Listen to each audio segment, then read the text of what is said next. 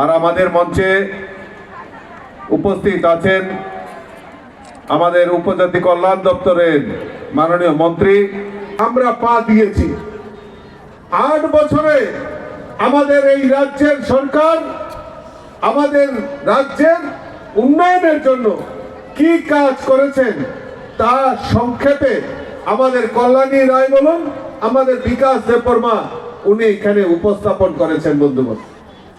বন্ধুগণ, আমরা ভারতীয় জনতা পার্টির সরকার, এই রাজ্যের সরকার, আমাদের রাজ্যের মাননীয় মুখ্যমন্ত্রী এবং দেশের প্রধানমন্ত্রী নরেন্দ্র মোদীজি, এই ডাবল ইঞ্জিনের সরকার এই রাজ্যের জনজাতি বিকাশই হোক আর জনজাতি এলাকায় উন্নয়নই হোক, আজকে এই রাজ্যের জনজাতি বিকাশের জন্য আমাদের সরকার বদ্ধপরিকর। আপনারা জেনে খুশি হবেন যে আমাদের দেশের যশস্বী প্রধানমন্ত্রী নরেন্দ্র মোদীজি আমাদের জনজাতি এলাকায় উন্নয়নের জন্য আমাদের যে ধলাই জেলা রয়েছে, যেখানে জনজাতি অংশের মানুষের বসবাস বেশি, সেই ধলাই জেলাকে ইন্সপিরেশন ডিস্ট্রিক্ট ঘোষণা করে সেখানকার লোকগুলিকে কিভাবে আর্থিকভাবে সহায়তা করা যায় তার ব্যবস্থা আমাদের দেশের যশস্বী প্রধানমন্ত্রী নরেন্দ্র মোদীজি করেছেন।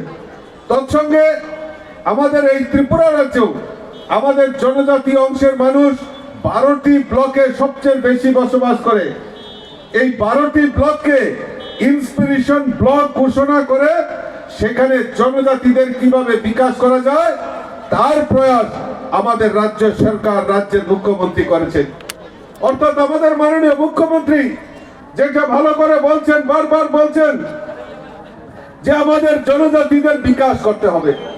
আমরা বিশ্বাস করি এই জনজাতিদের বিকাশের মাধ্যমে এই রাজ্যের উন্নয়ন সম্ভব।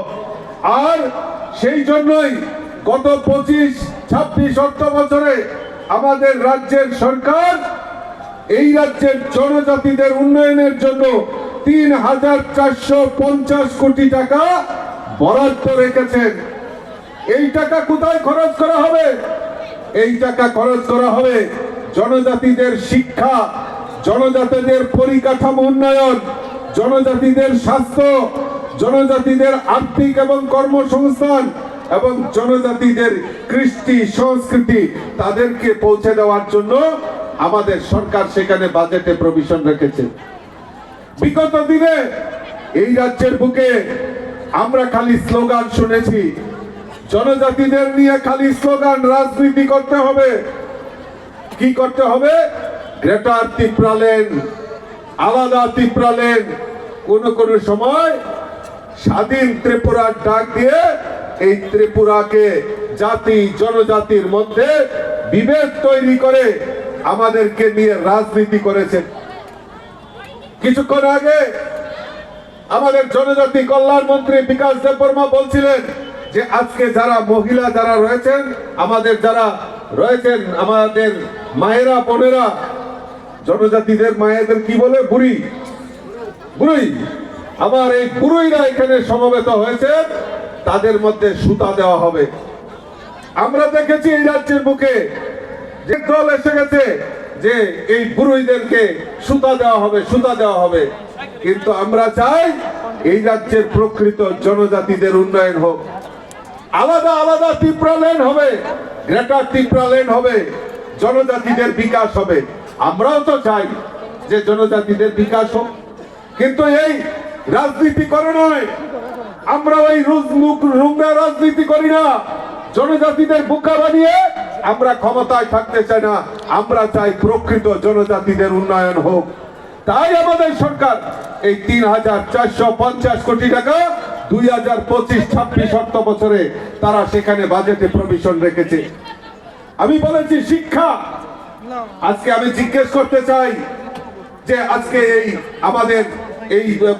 আমাদের রামচন্দ্রঘাট, আমাদের কৃষ্ণপুর, আমাদের খোয়াই, আমাদের কল্যাণপুর, আমাদের আসারামবাড়ি, এই খোয়াই সাব ডিভিশন মানে অর্থাৎ খোয়াই ডিস্ট্রিক্টে কয়জন জনজাতি ডাক্তার আছে, কয়জন ইঞ্জিনিয়ার আছে, কয়জন টিসিএস অফিসার আছে, কয়জন প্রফেসর আছে?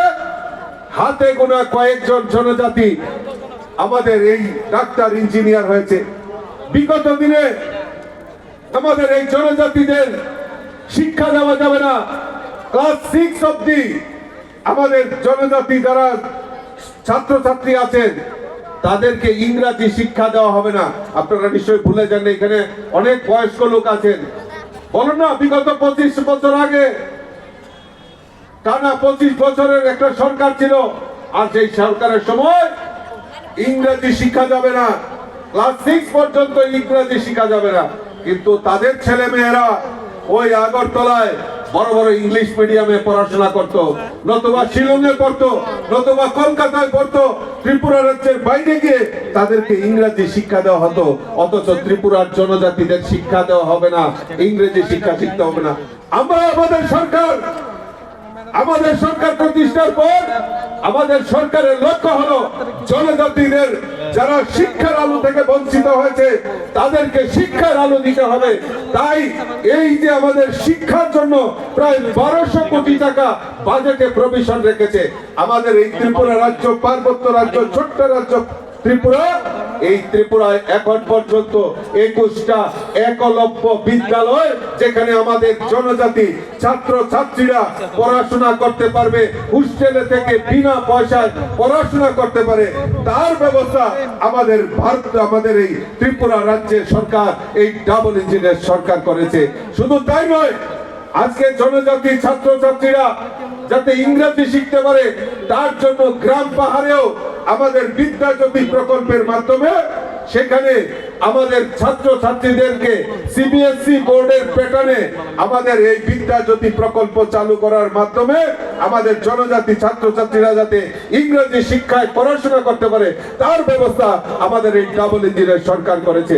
শুধু তাই নয়, আমাদের এই ছাত্র ছাত্রীরা যাতে হোস্টেলে থাকতে পারে, হোস্টেলে যাতে সুখ স্বাচ্ছন্দ্যে যাতে পড়াশোনা করতে পারে, হোস্টেলের স্টাইপেন্ড বৃদ্ধি করার কাজ আমাদের বিকাশ দেববর্মা জনজাতি কল্যাণ দপ্তরের মন্ত্রী, উনি সেটা স্টাইপেন্ড বৃদ্ধি করে জনজাতি ছাত্র ছাত্রীদের হোস্টেলে থাকার ব্যবস্থা আমাদের এই ডাবল ইঞ্জিনের সরকার করেছে। বন্ধুগণ, আজকে পরিকাঠামো উন্নয়ন, আজকে কেউ বলতে পারে না যে আমরা বিগত দিনে শুনেছি টানা 25 বছরে এই রাজ্যের বুকে যে সরকার ছিল সেই সরকার খালি বলতো স্বর্ণযুগ চলছে, স্বর্ণযুগ চলছে।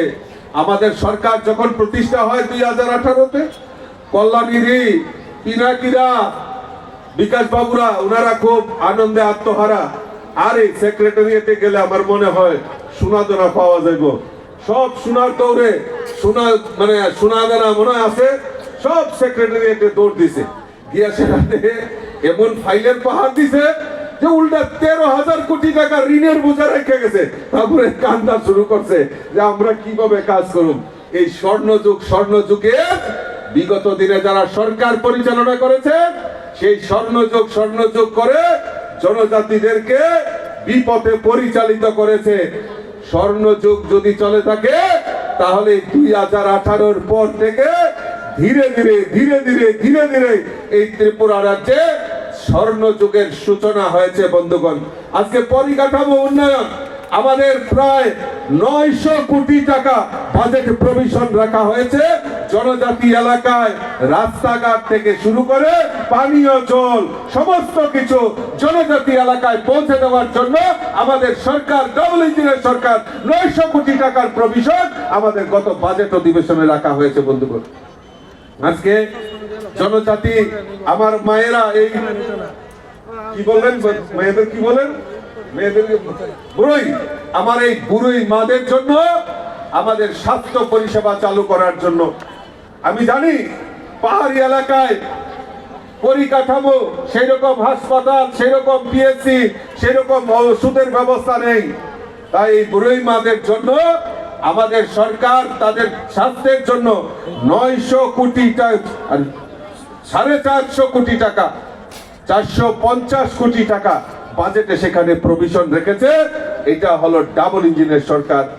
আজকে জনজাতি ছাত্র ছাত্রী উচ্চ শিক্ষায় শিক্ষিত হতে হবে এবং তাদের রোজগারের জন্য স্কিল ডেভেলপমেন্টের মাধ্যমে তারা যাতে রোজগার করতে পারে তার জন্য আর্থিক যে কর্মসংস্থান তার ব্যবস্থার জন্য আমাদের রাজ্য সরকার প্রায় 500 কোটি টাকা বাজেটে প্রভিশন রেখেছে এসটি ট্রাইবেল কোঅপারেটিভ সোসাইটির মাধ্যমে তাদেরকে আর্থিকভাবে সহায়তা করার জন্য আমাদের রাজ্য সরকার সেখানে বাজেটে প্রভিশন রেখেছে।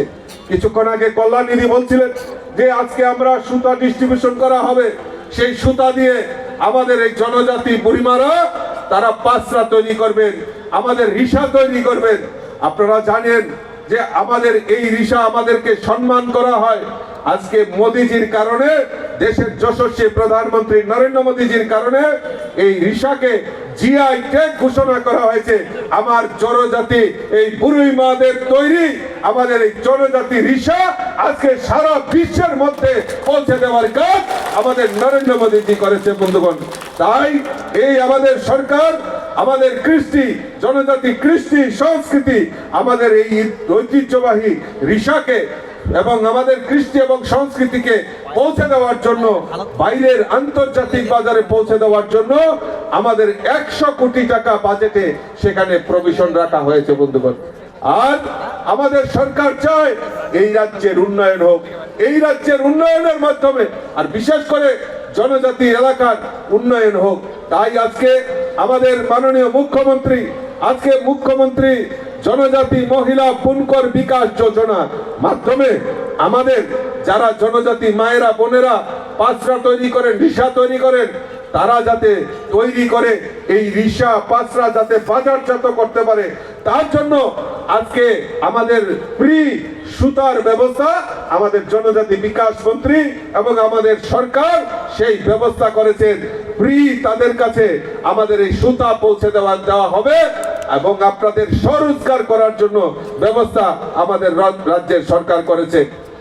রাবার মিশনের মাধ্যমে আমাদের রাজ্যের জনজাতি এবং বিশেষ করে পাহাড়ি এলাকায় আমরা যদি দেখি রাবার প্রডিউসার আমাদের জনজাতি একটা অংশের মানুষ, তাদের যে রোজগার সেই রোজগার আমাদের রাবার থেকে সেখানে তৈরি করা হয় এবং যারা রাবার চাষের সঙ্গে জড়িত তারা আর্থিকভাবে সমৃদ্ধশালী হওয়ার মূল কারণ হচ্ছে আমাদের এই রাবার চাষ।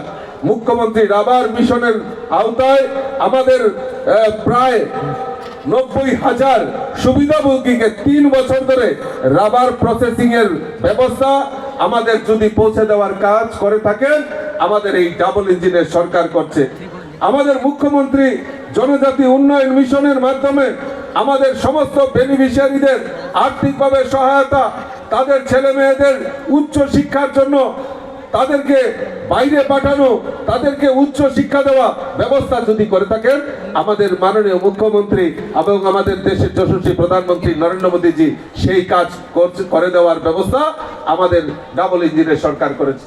আজকে জনজাতি যারা আমাদের সমাজপতি তাদেরকে 5,000 টাকা করে সামাজিক ভাতা পৌঁছে দেওয়ার কাজ আমাদের এই ডাবল ইঞ্জিনের সরকার করেছে। আমি শুনেছি একটা রাজনৈতিক দল আবার বেশি করে প্রচার করছে, কি বলছেন যে না ওই নাইট গার্ডের বেতন হয় 20,000 টাকা, একটা গ্রুপ ডির বেতন হয় 20,000 টাকা, আর সামাজিক ভাতা আমাদের যারা সমাজপতি তাদের দেওয়া হয় 5,000 টাকা। আরে বুর্বকের দল, তোমরা অতদিন কোথায় ছিলে? অতদিন তো একটা সরকার ছিল, তোমাদের সেই সময় তো পাত্তা ছিল না, এখন এসে বড় বড় কথা বলছো। আমরা তো সম্মান দিয়েছি, আমরা যথাযথ সম্মান দিয়েছি, জনজাতিদের সম্মান দিয়েছি। যদি প্রয়োজন হয় তাদের ভাতাও বৃদ্ধি করা হবে, কারণ আমাদের সরকার ডাবল ইঞ্জিনের সরকার, আমাদের সরকার শ্রমিকের সরকার, আমাদের সরকার জনজাতি উন্নয়নের সরকার, আমাদের সরকার মহিলাদের সরকার, আমাদের সরকার যুবকদের সরকার, আমাদের সরকার শ্রমিকদের সরকার, আমাদের ডাবল ইঞ্জিনের সরকার কৃষকদের সরকার। কাজেই আত্মবিশ্বাসের সঙ্গে আমরা এই ত্রিপুরা রাজ্যের জনজাতি বিকাশের জন্য আমরা কাজ করছি বন্ধুগণ। আজকে আমাদের সরকার প্রতিষ্ঠার পর আমরা গরিব, আমরা দীর্ঘদিন এই ত্রিপুরা রাজ্যে শুনেছি খালি। আমাদের সরকার ইতিমধ্যে সিদ্ধান্ত নিয়েছে আমাদের এই রামচন্দ্রঘাট, আমাদের এই কৃষ্ণপুর এলাকায় দেওয়ার জন্য ব্যবস্থা করা হবে বন্ধুগণ। আজকে আমাদের দেশের প্রধানমন্ত্রী নরেন্দ্র মোদীজি আজকে প্রধানমন্ত্রী আবাস যোজনায় আমাদের গরিবরা তাদের ঘর থাকবে না, প্রধানমন্ত্রী সেটা চায়নি। আজকে আমাদের দেশের প্রধানমন্ত্রী নরেন্দ্র মোদীজি আমাদের গরিবদের জন্য পাকা বাড়ি নির্মাণের, প্রধানমন্ত্রী আবাস যোজনায় পাকা বাড়ি নির্মাণের ব্যবস্থা আমাদের ডাবল ইঞ্জিনের সরকার করেছে। আমি যা শুনেছি এখন পর্যন্ত এই কৃষ্ণপুর এলাকায় প্রায় 10,000 জনজাতি এলাকায় আমাদের পাকা বাড়ি নির্মাণের ব্যবস্থা আমাদের ডাবল ইঞ্জিনের সরকার করেছে। আরো নতুন করে এখানে এসডিএম সাহেব আছেন, আমাদের সভাধিপতি আছেন, আরো নতুন করে প্রায় 6-7 হাজার পরিবারকে নতুন পাকা বাড়ি নির্মাণের ব্যবস্থা আমাদের ডাবল ইঞ্জিনের সরকার করবে। তার ব্যবস্থা আমাদের সরকার সেই ব্যবস্থা করেছেন বন্ধুগণ। আজকে গরিবদের বাড়িতে শৌচালয় পৌঁছে দেওয়ার কাজ আমাদের ডাবল ইঞ্জিনের সরকার করেছে বন্ধুগণ। আজকে ফ্রি রেশন 5 কেজি করে চাল সমস্ত গরিবদের বাড়িতে পৌঁছে দেওয়ার কাজ আমাদের ডাবল ইঞ্জিনের সরকার করেছে। কারা কারা চাল পান একবার হাত তুলেন তো দেখি। 5 কেজি করে চাল পান কারা কারা? 5 কেজি করে চাল কারা কারা পান? 5 কেজি করে চাল কারা কারা পান? দেখেন কত লোক চাল পায়। প্রত্যেক গরিবের বাড়িতে 5 কেজি করে চাল পৌঁছে দেওয়ার কাজ আমাদের ডাবল ইঞ্জিনের সরকার করেছে।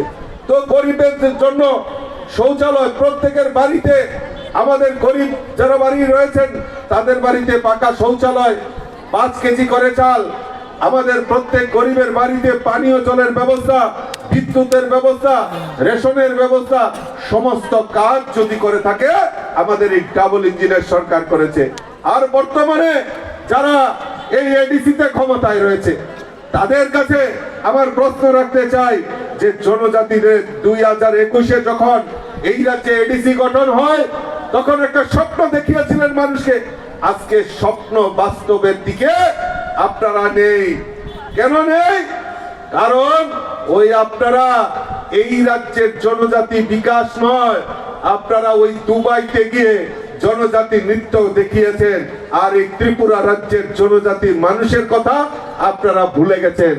আমার এখনো মনে আছে 2021-এ যখন এডিসি গঠন হয়, নতুন গঠন হয়, আমাদের রাজ্যের সরকার কুমলুগে জনজাতিদের জন্য একটা সুপার স্পেশালিটি হসপিটাল নির্মাণ হবে, তার জন্য রাজ্য সরকার 30 কোটি টাকা দিয়েছিল। পরবর্তীতে আরো 10 কোটি টাকা দেওয়া হয়েছে। আমি প্রশ্ন রাখতে চাই আজকের এই জনজাতিদের খুমলুঙের হাসপাতাল কোথায় গেল? আজ পর্যন্ত আমরা দেখতে পাইনি।